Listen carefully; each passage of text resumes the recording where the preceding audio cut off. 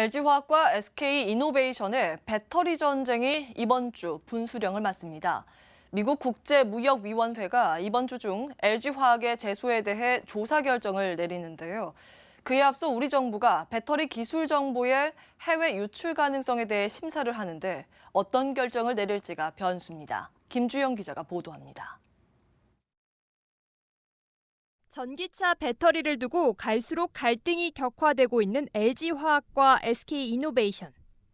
미국 국제무역위원회는 이번 주 중 SK이노베이션이 영업비밀을 침해했다며 LG화학이 낸 제소에 대해 조사 개시 결정을 내립니다. 업계는 이르면 현지 시각으로 내일 조사 개시 결정이 날 것으로 보고 있습니다. 두 기업 모두 국제무역위에 제출할 자료 준비에 여념이 없는 가운데 이에 앞서 우리 정부의 판단이 중요합니다.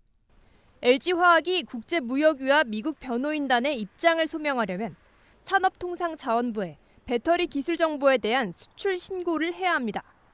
소송 과정에서 산업기술이 해외로 새어나갈 수도 있는 만큼 정부가 정보 유출 가능성이 있는지 사전에 심사하는 겁니다. 이런 절차를 거치면서까지 LG화학이 미국에 소송을 낸 이유는 뭘까?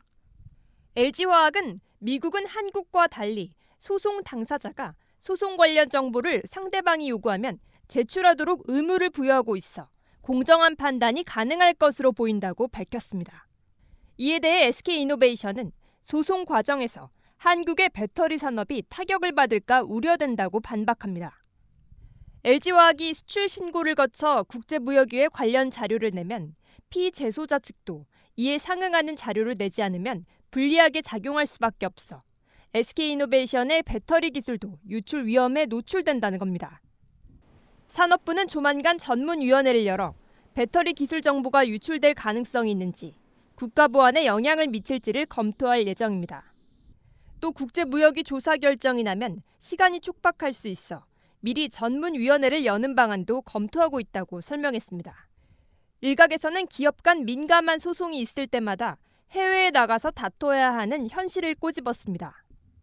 정부가 직권으로 영업비밀 침해 여부에 대해 1차적 검증을 하는 등 적극적으로 대처하지 않고 해외 소송을 위한 자료를 심사하는 수준에 그쳐 근본적 대안이 필요하다고 지적합니다. 머니투데이 방송 김주영입니다.